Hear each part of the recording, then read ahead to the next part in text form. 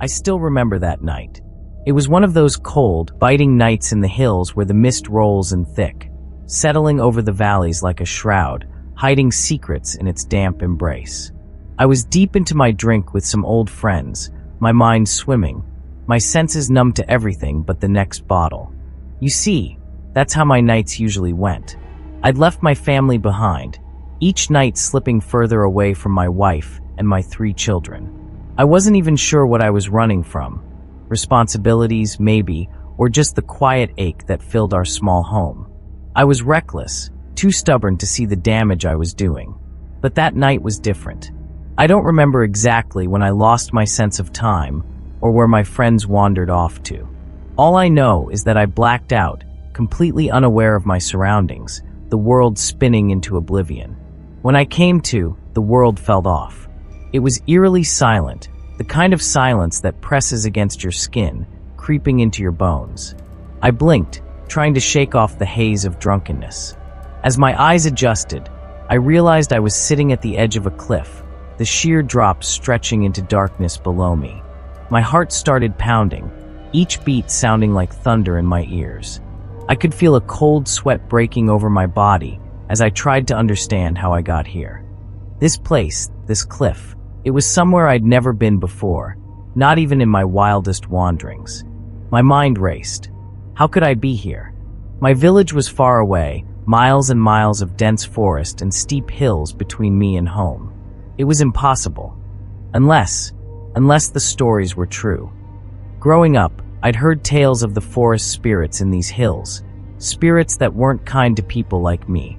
Men who lost their way in drink and ignored their families, their homes. The elders would warn us about these beings, how they would take men who'd lost their way, carry them deep into the heart of the hills, sometimes far beyond. Most who went missing were found later, wandering, dazed, sometimes on the edge of death, and they all had that same, haunted look in their eyes, as though they'd glimpsed something they couldn't explain. Fear gripped me then, my breath coming in ragged gasps as I dared not move. One wrong step, and I'd tumble into the abyss. I could barely see, the world around me dark and shadowed. I reached for my pocket, my hands trembling as I fumbled for my pack of cigarettes. My fingers brushed against the matchbox, and without thinking, I struck a match, lighting it with trembling hands. The small flame flickered in the wind, casting a warm, fragile light around me. In that moment, I felt something shift. It was like a weight lifting from my chest, a loosening of some unseen grip that had held me tight. The match burned brighter, and as I held it up, the darkness around me seemed to retreat, just for a second. I could almost feel the presence retreating, whatever spirit or force had brought me here releasing its hold. I knew somehow that the light of the fire had saved me. As the match flickered and finally died, I found myself alone, the oppressive silence lifted, the air clear. Shaken, I sat there, waiting for dawn, unable to move, too afraid to close my eyes again. The sky eventually lightened, revealing the hills around me, familiar yet strange, and I knew I had to find my way back. I stumbled home, my heart heavy, but with a strange sense of clarity I hadn't felt in years. That spirit, or whatever it was, had shown me what I had lost in my drunken stupor. The life I'd been neglecting, the people I'd abandoned night after night. I didn't want to end up like those men the elders spoke of, doomed to wander forever, haunted and hollow. That was the last night I ever went out drinking, and though I still feel the call of the hills, I know better than to give in. Some nights, when the fog rolls in thick, I sit by the fire and remember that night. It's a reminder of what I almost lost, of the darkness that nearly took me.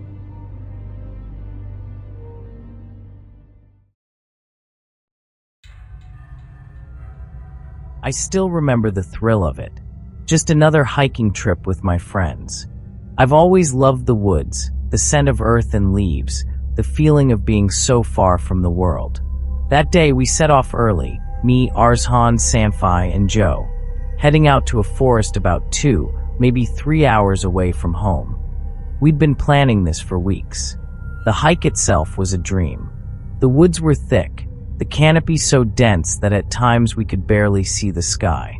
But there was this river, a quiet, shallow spot where we crossed, wading through the cool water to reach the other side. There's something about nature that fills you with peace, you know? It was perfect. After lunch, we figured we'd trek a bit more, explore a little deeper. But as the sun began to dip below the trees, we all agreed it was time to head back. And that's when things changed. On the way back, we reached the river again. My friends crossed first, one by one. I was the last in line, the tail end of our little group. And just as I was about to step into the water, I felt something. It was like a fog in my mind. My senses blurred. I thought I was still with them, crossing the river, feeling the cool water around my ankles. I could hear them, hear their voices chatting, but I couldn't make out the words. Everything sounded muffled, like they were calling to me from underwater. And then it happened. Somehow, instead of crossing the river, I found myself walking upstream. My body moved on its own, one step after another. I wasn't even aware of it. It was like I was asleep, dreaming that I was moving, but I wasn't in control. I must have walked 2 miles up that riverbank, lost in a trance. My friends, they were on the other side, and I was nowhere to be seen. They started calling out to me, thinking I'd gotten left behind. And that's when Arzhan noticed my torchlight, the faint beam dancing on the water. They saw me just barely, my figure moving further and further away. Then, one of them called my name, yelling at me from across the river. The sound jolted me out of the trance, like waking up from a nightmare. I blinked, looking around, completely disoriented. I was alone, still on the wrong side of the river, with the dark woods stretching endlessly behind me. I don't know how long I stood there, staring at my friends, with the cold river flowing between us.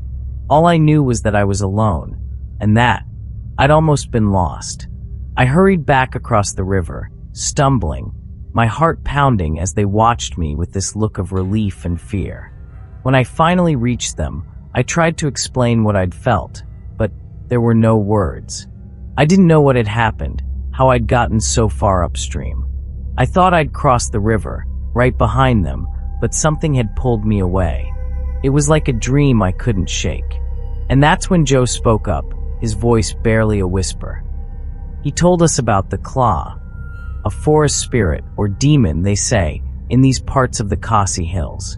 It's known for leading hikers astray, hypnotizing them, pulling them away from their friends. The victim just wanders off, not knowing where they're going, completely out of their senses. They're led deeper and deeper into the woods, sometimes even to their death.